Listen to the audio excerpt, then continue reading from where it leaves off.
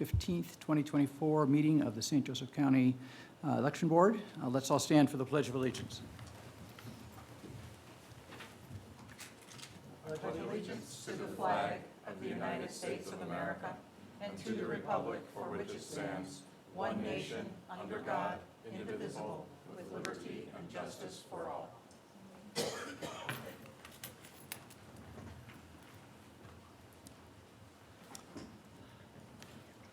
Our new person here up on the dais this morning is Eli Wax. Eli is here by designation of proxy from Tom Dixon, who is unable to be here today, and he'll be filling in. I am just filling in temporarily as chair. Tom remains as the chair of the election board. Let's take a look at the minutes. I believe we have, is it two sets of minutes? Two sets, yes. Approve. One is the minutes of February 20th, 2024. The other is the minutes of February 28th, 2024. Do we have a motion to approve the minutes as submitted? So moved. I'll second it. Okay, all in favor indicate by the sign of aye. Aye. Aye. Motion carries.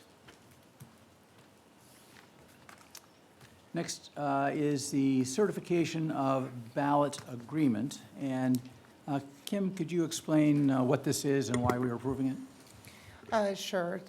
The certification ballot agreement is a notice that will get placed at every vote center as well as each absentee office. It's just letting the public know that we have sample ballots available for them to view, and that the election board, by signing it, is agreeing that the ballots are going to be there for them to view and are the correct ballots for that election. And that's what that is. And this is a form that is required by the state. It that is, correct? yeah. All right. Any other questions or comments? Seeing none, I entertain a motion to approve certification of the ballot agreement. So moved. Second. All in favor indicate by the sign of aye. Aye. Motion carries. All right, item 5 on our agenda, absentee training. Amy? Sure. I just wanted to start out by saying, just reiterating that it is the county election board's responsibility for training, and just making sure that everybody knows that. But now I will pass it over to Tricia to talk more about the absentee training that will start happening very soon. So once we get everybody and their drug tests back and everybody is ready to go, we will then schedule with Nick and Chris, and they will train them on the freedom votes, the poll pads, and the OVOs, all of our absentee workers. And we'll have Mishawaka come here as well so that they are training. And then when absentee is getting ready to open, those workers as well will have training. We have SOPs that we've had for a while, and we will make sure that Kim and I clearly go through the process and the steps to make sure that it is followed as such, as according to the Indiana Code. Very good. And I see we have sample draft letters here to the vote center inspectors and judges, and then another one to the clerks and sheriffs, setting out the dates for the training sessions. Right, that's actually number 7. Oh, I see, Yeah. we're going to get to there. Yeah, there it is right there. Okay, got it. We can, Okay, so we got everything we need on absentee training at this point then. All right, right, that's a separate, yeah. okay, let's go on to item number 6. Begin opening of ABS, absentee ballots, on Monday before the election. This is something that state law allows us to do but doesn't require us to do, so we need to talk about that. That's exactly right, and I'm going to edit your comment because they're not absentee ballots that we're opening, it's just the envelopes, absentee envelopes. I don't want anybody to, no. It is the envelopes that we're going to plan on opening. That's what we'd like to do. We would like to be able to increase our efficiency, especially with the numbers that we are expecting for this presidential. And this would be one way that sets firmly within code that we would be able to do it. My comments would be that they are treated just like the every other ballot envelope that gets locked into our ballot room. And you know what, it's under double lock and key. We have a security system that records everything inside the ballot room. and we have a log for who goes in and out of the room. So I firmly believe that this is a good thing, an efficiency that we could bring to especially this presidential election. But I would, let's see, I would like to have Nick weigh in on this and talk a little bit about our brand-new scanner that's going to help with efficiencies as well. Absolutely. Thank you, Amy. And I'll just reiterate a point I made at a previous election board meeting for Eli. The last presidential primary, we had just over 22,000 absentee ballots to scan. We did not get done scanning and putting them into the tabulator until the Wednesday after the election at 3 p.m. So it did take 2 days to complete that. And then the general election was just over 58,000 absentee ballots to scan. We can't start scanning until Election Day, but if we had the ballots out of the envelope ready to roll, the new scanner would get us, it would be highly likely that we would have absentee results election night. And to try it out for the primary, it would be great to have everything running smooth for the general as well. So I'd just like to add that when Nick and Keith are here doing the scanning, every election day, they have to wait until the absentee ballot envelopes are open, and that in itself is quite a delay, at least an hour, maybe even more than that, before the clerks can process those ballots to open up the envelopes. So that's really what we're looking at in particular, is that hour of inefficiency, hour or more of inefficiency before the ballots can start to be tabulated. So that's... And is there a starting time that the state allows on Monday? Is it after the polls close, or is it On Monday, on Monday? actually, you can do it, I think it's 3 days before. It is 3 It days is, and before. We're Yeah. asking for an extra day just to start opening and get the process and everything, rolling. So no to that. Okay. particularly. And what is our recommendation in terms of when we would, what time of day we would start on Monday if we were to do that? That would be up to the board, but we Right. could start as early as first thing in the morning on Monday, Mhm. before it is closed downstairs, or we can wait until it is closed downstairs. I mean, that would be at your guys' Mm-hmm. discretion. And when we're speaking of being closed downstairs, that's absentee can continue to vote until noon on Monday. And then all of absentee closes. So, I think we have a couple of options. We could start at noon after absentee closes, or again, code allows us to do 3 days in advance. And another thing to think about too is you could start with the mail so that you're not waiting. So like if you wanted to start at 8 a.m., they could start doing the mail ballot. The mailed-in ballots, correct? Yes. Correct. In terms of staffing, would we rely on some of the folks who are staffing absentee voting in the morning to No, handle the opening ballots also? No? no. Okay. So a separate staff. Separate set of workers, yes. All right. Any other questions, comments? And actually, I'd like to hear from, party chairs or party folks. Okay, come on up. Yep, yep, come on up. My only Pam or question- Diana. I guess my only question right now is, who's going to open them? You said it's not going to be the workers that are hired to work, so it's not going to be the early vote workers, so who is going to be opening the envelopes? Does it matter, right? Definitely not the absentee, because they'll still be working Correct. down there. Let you. I mean, we have some clerks that are specific, that are already paired up bipartisan, that would be working on central count day. So Okay. we can use those. I'm trying to think. Well, the other option is to have people that are already appointed by the parties and have them come in and do their due diligence the day before by opening up. And a lot of the people in the absentee office are already working, doing that. So if we have a good flow, you've given us all of your workers for, absentee, everything should be done in an efficient manner. If they start after absentee closes at noon, it shouldn't take long to close that office down, and those workers can be utilized too. Okay, so that was my question, because most of them also then work central count the next day, so you don't have a lot of influx of other workers. Yeah, pardon? Exactly, Diane, I agree. Yeah, okay, So, thanks. Thank you. And what level of staffing do we think we'll need for this, for the Monday operation? Any sense? I personally don't feel that you're gonna need a whole lot No. of eyes. If you're starting with the mail ballots, you are not, or, no, in-person ballots, you are not going to be checking IDs or signatures. You are opening up the ballot by precinct in the order they received.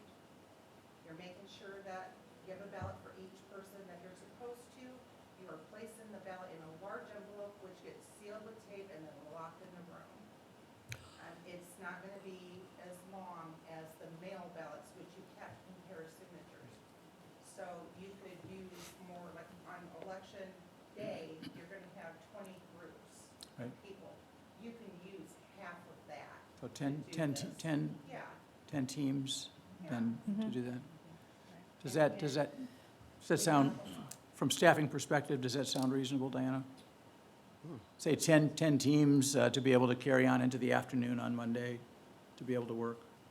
I guess we just have to make sure they can do that, if they have to do that. Okay.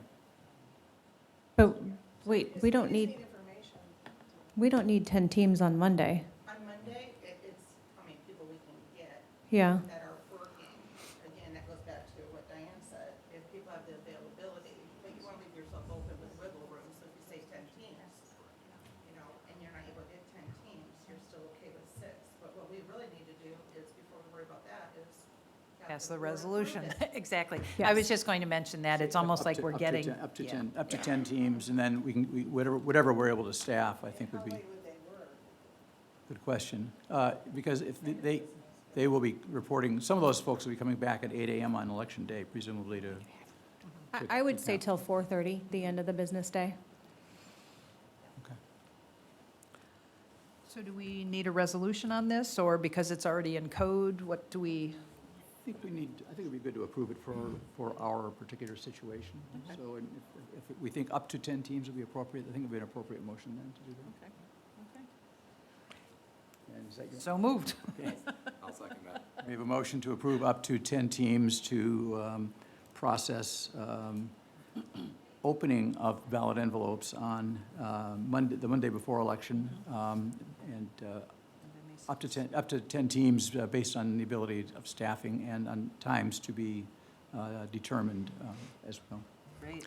May I ask a question? Can you clarify, are we just opening the ballot envelopes or taking the ballots out on the early opening? Want me to address that? Okay, we are actually, you are opening them up. You are taking them out, you're putting them upside down on the table. Okay, and that's what they're- it sounded right. like, Have you but, done central count? a few Okay, years. Do you know the process? Do you ever see the ladies that are putting all the ballots from one precinct into this big envelope and they tape them? You we're don't too pay busy attention. doing, so, Well, you yeah. ask a lot of questions for I not know paying I do. attention. Any which way, they will get sealed at that point. They will be Okay. out. That helps with the process for when they do the tabulation.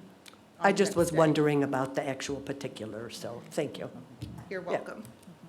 All right, we have a motion on the floor. All in favor indicate by the sign of aye. Aye. Those opposed? Motion carries. Could I make a small suggestion and have the board Yes. formally, someone formally move second and a vote on the question about the delegation of the training responsibilities?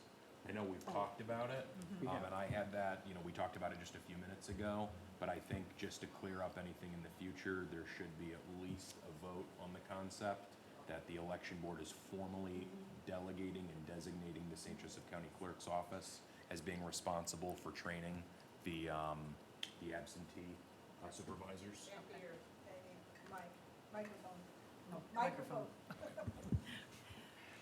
All right, I would like to, I'll make that motion Okay. to, that the election board designates the clerk's office to do the training for was it absentee? Yes. Supervisors for that, yes, For the primary election? for the primary election. Second that? All right. Any further discussion? All in favor indicate by the sign of aye. Aye. Aye. Motion carries. Thank you. Great, yep. All right, moving on to item 7, vote center worker training and dates. All right, we have we were able to get together and decide, present some options to the election board about vote center worker training and the dates for that as well. One thing that we would like to do that we are proposing would make it much more clear to the vote center workers is to train them with different job responsibilities.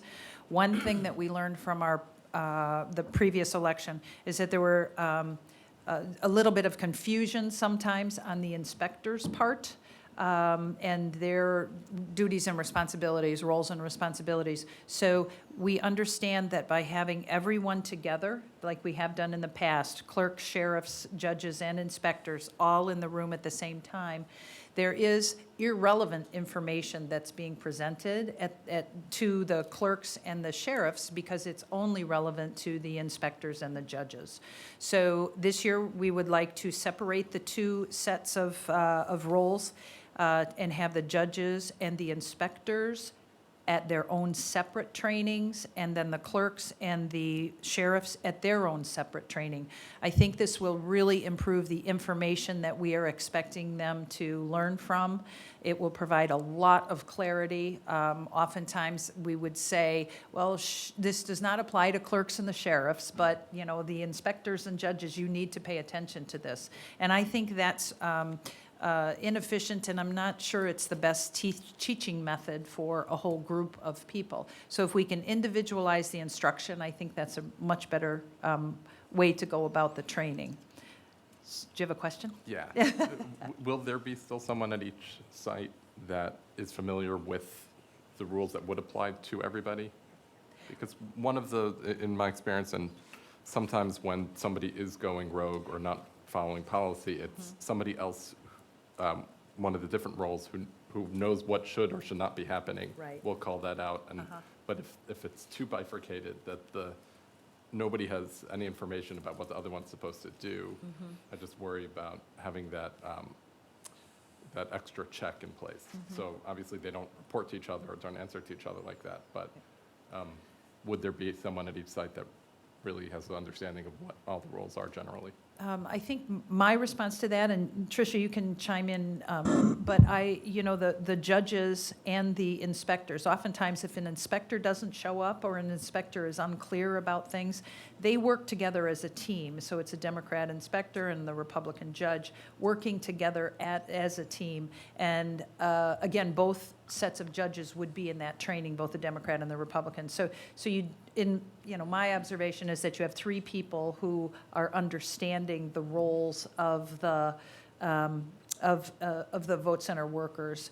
Tricia, you want to chime in? Well, and typically when we have a situation like that, the inspector is the one who will go, and if we're short somebody, they will be the one to move somebody up and make sure that they understand the process. So like if we had a judge not show up, they would take the sheriff and then explain what the judge's role is, depending on which judge doesn't show up. Then they would have to pull a clerk and then explain the process. But most of our workers are repeat workers, so they're all pretty familiar with the whole process. I don't think that there would be or could be any issue because the inspectors that we have are pretty well seasoned.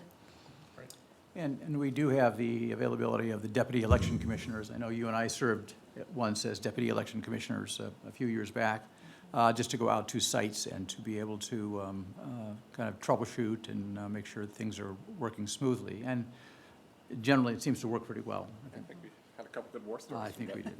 Yeah. As long as you're bringing that up, one change that, or not change, but one thing that I would like the election board to consider with the election commissioners, I think it would be a great idea to do spot checks. Instead of going out only when they are called out, the commissioners are only called out for trouble or to solve some kind of issue, it might be an interesting exercise to just do the spot checks, just drop into a vote center, just making sure that everything is going well because as you sort of alluded to, was people vote center workers that might think that something is not 100% right, going about procedures and things like that, yet they're hesitant to call us and ask us about it. We've heard things like that after in the vote center worker feedback session that we had right after the election. I heard a few of that. Well, I wasn't really sure, so I didn't really want to say anything. And we always encourage them, oh, yes, call. But if they were to get just kind of a pop-in visit, hi, how's everything going? I think that might alleviate some of that insecurity of some of the clerks that are And- working, clerks and sheriffs. And two, on that day, we have an idea of which areas are having issues, so we could, easily tell you guys, hey, can you pop in here and just Right. check in with them? Yeah. Because we get a lot of feedback. You're talking about the election judges. Sorry, not the judge, sorry, the deputy. Deputy election commissioners, Yes, yes, sorry. right, yes. Would there be, and this is a little bit tangential, but I wonder if you're going to want the deputy commissioners to be able to go there and kind of have a sense of what should be or shouldn't be, maybe additional training and education for them would be beneficial as well. And I do know, since the people filling those roles are attorneys, if there would be an opportunity for a free CLE, that might be a way to incentivize prior training on that and get people more interested in that process. I am so happy you asked that question. That's perfect, because I've been talking with other clerks around the state, and one of the ideas that one county does use is they encourage their attorneys to work the polls, and then they are granted 4 hours of CLE for that. And I didn't know who to approach, actually, to talk about that, and you brought it up. So I was going to talk to you, but as another means of engaging the community and being able to reward them, so. Free CLEs are like pizza to college students. It's, Then we you should want be them to show good. up, you- So what would the next step on that be? Yes, probably talking to Amy McGuire would be my guess, the executive director of the Bar Association. She organizes a lot of different CLEs on a lot of different topics throughout the year. I think that would be, I'm happy to follow up with her about this. Perfect. That's Yeah, great. yep. Yeah. And the other resource, I understand that Notre Dame has a kind of a democracy and elections project that is kind of ongoing. And my understanding is they are looking for opportunities for students to get involved and maybe even some faculty members. So there may be an opportunity, to the extent that, we have, I'm not sure how many teams, I think last time we had maybe 2 teams or 3 teams for the municipal elections, but I would guess we would need more teams this time around. But if we have a couple of people, and maybe it's third-year law students, maybe even some faculty members who might be willing to participate, it might give them an opportunity that they wouldn't otherwise have to kind of see hands-on what's going on in the election process. So I think that would be a good place to touch base. There's a professor out there named Dave Campbell, and I think I've talked to him a couple times. I know that Tom has also talked to him a couple times. And so he might be a person to talk to. But I do think it's probably a good idea to set, so that the parties know, to set the number of teams that we would expect for deputy election commissioners this time around, because sometimes I know we've done that at the last minute, and attorneys get their schedules filled up pretty quickly if we don't jump on that right away. So just for clarification, you're talking about Notre Dame, this Dave Campbell, for deputy election commissioners, is that correct? He was one person that I would ask to get the resources, is to find out who to talk to. Oh, okay. I don't know that he himself, I mean, Okay. he teaches in political science department, I believe. Okay, I'd be happy to do that. I am unclear, I think, didn't we have 4 teams at one point?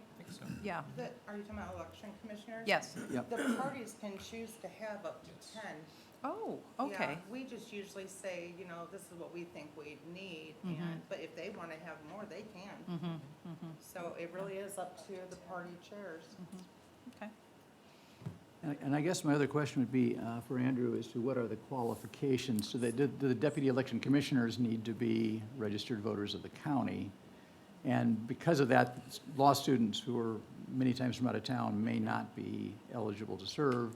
Faculty members could, but Yeah, I'd have, we probably ought to double check if you could. it's usually just been left to the party chairs to pick who they, Right. you know, they wish, and I think it's coincidentally or incidentally always been. So it's always been left, you're the first people to ever not hear me, because I speak very loudly. So it shows you how bad the acoustics are, I apologize. So I think the question's never been raised, just because traditionally party chairs pick lawyers who live in the county or practice in the county, and those people are always registered to vote, you know, at least in the area, so this question's never come up. So I'll have to look at the code to see exactly what the qualifications are to be a deputy election commissioner. Yeah, and I'll get you an answer to that, Chuck, no problem. Thank you. So Andrew will follow up with Amy McGuire. I will, about And- setting up a CLE for folks who want to serve as deputy election commissioners in the future, probably for the November election. Okay. Well, the other county as well, they had them work the polls. Oh, yeah. That's what they did. They worked the polls, so. I think it's still the party chair's discretion, but I think it would just be helpful for anyone interested in this role that, you know, I can't remember if I've ever done it before. I don't think I have, but like, I'm sure that different, you know, party chairs over the years have asked people to do it, and they're like, okay, I'm happy to volunteer my time on behalf of the party to help make sure that we have an efficient, free, fair election. But there's like, what do I do here? And unless they're an election lawyer, they're probably just kind of like, okay, everything looks good, like thumbs up, but, you know, having more of a formal training, an idea around that, I think is a good one. I'm sorry we went down the wrong path on that. That was my So back to, apologies. no, I No, I good- love good- it. good questions, good questions. Vote center worker training and dates. So by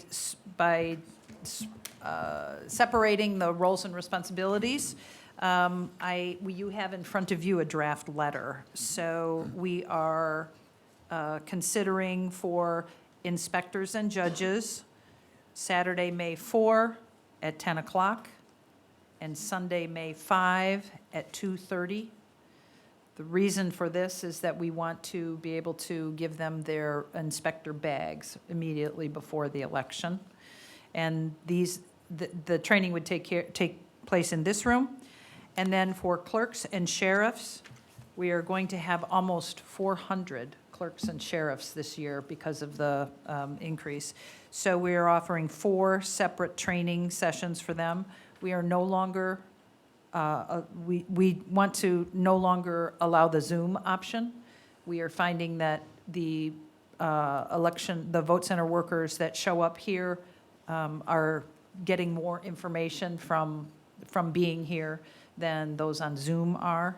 And so we are proposing Wednesday, May 1 at 2 o'clock, Wednesday, May 1 at 6 o'clock, Saturday, May 4 at 11:30, and Sunday, May 5 at 1 p.m. These are shorter sessions than they were previously because of the individualized training that's going to happen. So we've shortened up the time period a little bit. So I think we need approval on these 2 letters that are going to go out to the 2 different groups, the inspectors and judges and the clerks and sheriffs. And that also presumably sets the dates and times as you've described them. Yes. Okay. I would entertain a motion then to that effect. Moved. Is there a second? Second. Okay, all in favor indicate by the sign of aye. Aye. Aye. All opposed, motion carries. All right, moving on then to item 8, adding additional clerks to some voting center sites. I'd like to let Chris Lyle, who's our lead vote machine technician, Yeah, so as most of you know, we have physically visited, myself, Kim, Tricia, and some other folks, all 42 sites. And we listened to some of the folks that were there on some needs or some concerns. And I also went back and did some analytics on ballot check-ins, what actual folks were there as far as during the elections all the way back 2 to 3 years. What we did was we identified 13 sites that we feel need additional check-ins for a couple different reasons. First of all, flow. We also know that there's some safety concerns at some sites where this flow will be better for that. And I also think that knowing the numbers that we're going to get this year, that is going to be beneficial for us in a lot of ways. So there's 13 sites, which means we need 26 total 1R, 1D for each additional for that. So I think it will behoove us. I think it would be very good for us. I think it will be beneficial for us to do this. And I think just from a voter perspective, not to have to wait in line that long, because we're going to have these additional check-ins on some of these sites are going to be not only beneficial to get folks to come, because a lot of times that deters them, but knowing that that's going to be the case and we're going to be able to help them get through quicker and faster and get out of there, I think it's going to be very good for us overall. So that's what I'm proposing. And do you have the names of those sites, just out of curiosity? I don't have them in front of me, but I do. I do, I have it in Okay. front of me. Okay, if you could give, just give it to, so we can see them. Of course she does. Do you want to do it? It's Center Township Library, Clay High School, Harris Branch Library, Jackson Middle School, John Adams, John Young, Marquette Montessori, McKinley, North Point, Palmer, Prairie Vista, Schmucker, and St. Joe County Public Library. And based on your review, it's the clerks, that is the choke point that, It is, yeah. So what we've seen, and I've physically have seen, is that is really kind of the bottleneck. I have enough freedom votes within specific sites that I feel comfortable enough that when they get there, they can get in and out. It is the check-in process because obviously they don't have their ID, or there's something going on, or they have a question. That's really the pinpoint there, that stage one of everything hits our bottleneck. Because after that, it's really free and you're good to go and you're going to the next stage quite quickly. It's that specific spot there that's our bottleneck. And we do have adequate equipment to We accommodate do, this? absolutely, yes. One observation that was brought up again at that Vote Center worker feedback session was people not having their ID out when they approach the poll pad. So that's going to be a red flag issue in our training for our sheriffs, who are the ones that usually greet the voters, and making sure that they are holding their ID in their hand, because these new wallet styles are, they hold your ID in there, and there's a window, and many people just think they can just show their ID that way. So that'll be a red flag issue That's to great. help with that. Yep, absolutely. I know that, I think at various times in the past, the license branches, when they've gotten crowded, will have somebody kind of walk back through the line and just kind of tell people 2 or 3 things, have your ID out, have it ready outside your wallet, that kind of thing. And so I don't know that we have ever authorized clerks or anybody to actually do that, but that might be an additional thing if someone can kind of walk the line and just have 2 or 3 things to kind of remind people what to do. That's a great idea. And I've seen where the sheriff there at the door would go back and do that at many Yeah, times sheriff at would be a many good sites. person to do that. Yeah, because they're kind of that, again, pinpoint, whether it's at the door of the entrance or they're at the door coming into the facility, that would maybe, I think, would be probably the best candidate to be able to do Yeah, that for us. And that also reminds people, oh, my ID is in my car, or my license, my driver's license is in my car. It allows them, before they've gone all the way through the line, correct. to jump back and take care of something like that. So that I think would be a good service. Agree. So do we All need to vote on I that? think we do need to vote on that. Give a motion to that effect? I move to add additional clerks to specific vote center sites for the primary election. 13, the 13 sites? Mhm. and that'll be, additional means 1 extra team? 1R and 1D you'll need, So yes. one extra team Yes. each for those Yes. 13 sites. I second that. Okay. And this will be for the primary and general, just to be Oh, primary and specific, by the general. way. I think, That's yes, true. That's very right, true. yeah. yeah. Primary and general. Primary and general. Right. And I second that. All right, any further discussion? All in favor indicate by the sign of aye. Aye. Aye. Aye. All opposed? Motion carries. All right, let's go on to item 9, Secretary of State Pilot Program. Okay, actually, I have a couple of these rolled in. This is the Secretary of State Pilot Program. Legislation just passed about 2 weeks ago in downstate, and it allows the Secretary of State to use an additional third-party verification system for address verification for our registered voters. We already use the post office, the Social Security Administration, the Department of Health, Department of Corrections, and the BMV as well for address verifications. Just to add a little context to this, the reason for this is people have been looking at the demographic and the change of address, and particularly most people under 40 are they do not fill out a change of address when they move, but when they apply for a credit card or when they buy a house or when they do anything in that regard, they are very, very responsive to adding their new address, to updating their address. And so that's been recognized in a few different states, and the Secretary of State's office here has agreed to do a pilot study on that third-party verification. And they reached out to St. Joseph County to see if we would be one of the counties that would do the pilot. And I'm just giving a very broad overview because Andrew and I are going to talk after this meeting and look through the paperwork, just learn more about it. But I just wanted to bring it up to you that we were approached by the Secretary of State's office to look into that. So it's just for informational purposes. I don't think we need to do anything. But we'll keep you apprised as to what's happening with that. So the next thing is to update everyone on the Election Assistance Commission, our grant that we received for recruiting college-age poll workers. So just last week, I was in front of council and finished up all the details. Thank you, Tricia, for the budgetary part of it, to get that money set and ready to go. So we've created this program, and again, I'm just going to give you a high-level view of it. It's called Work the Vote 2024, and the purpose of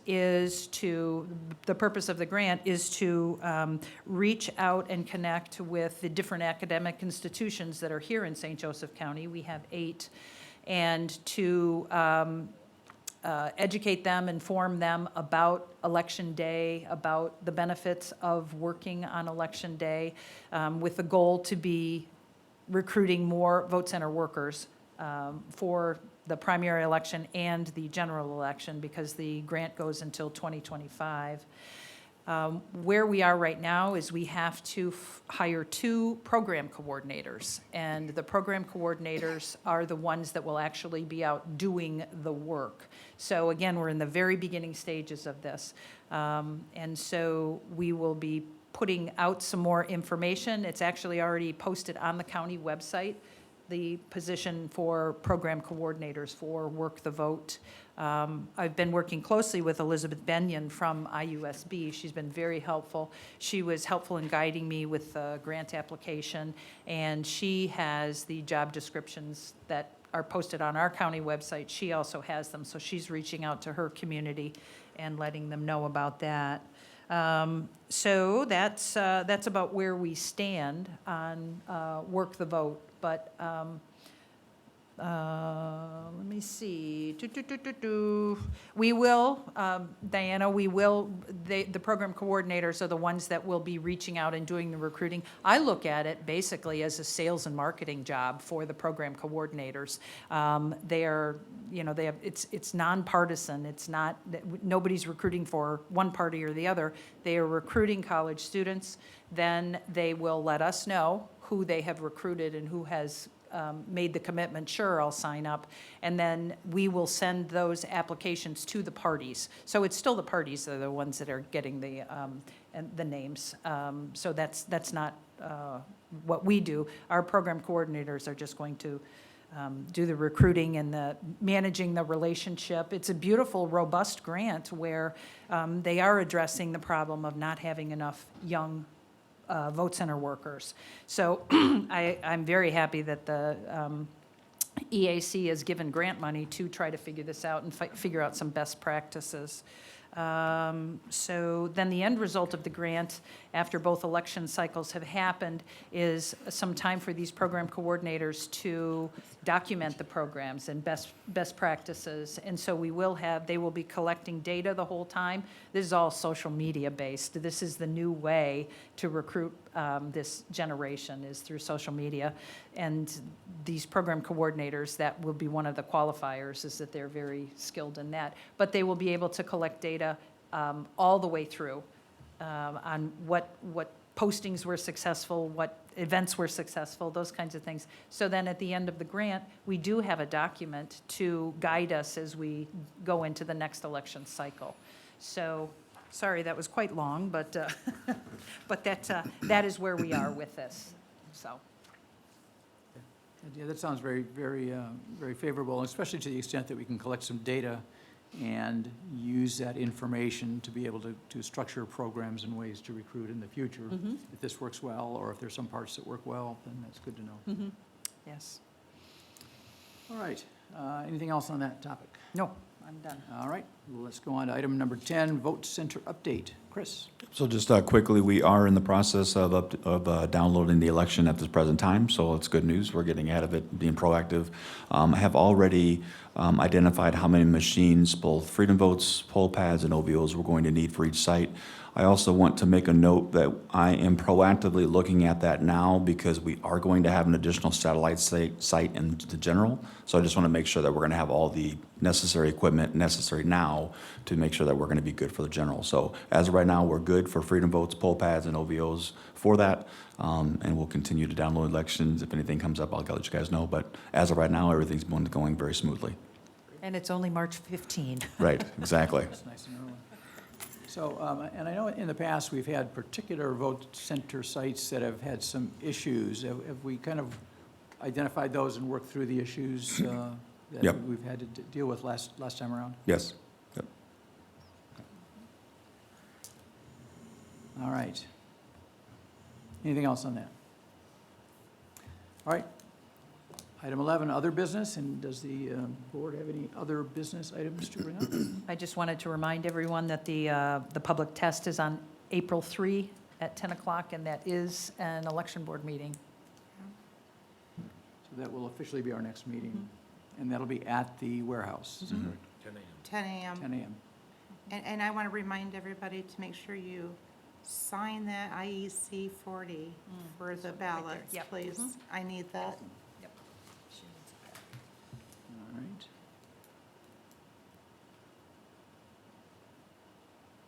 Thank you.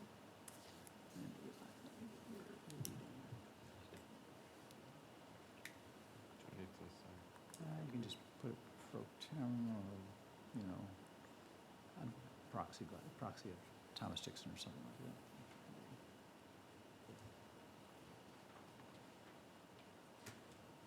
Do we know who you are? Yep. Chit-chat. Anonymity is good sometimes, but not for this. That's right. Any public comment? Seeing none, I'll entertain a motion that we adjourn. So moved. Second. It's been moved and seconded. All in favor? Aye. Okay, we are adjourned. Chuck did a darn good job.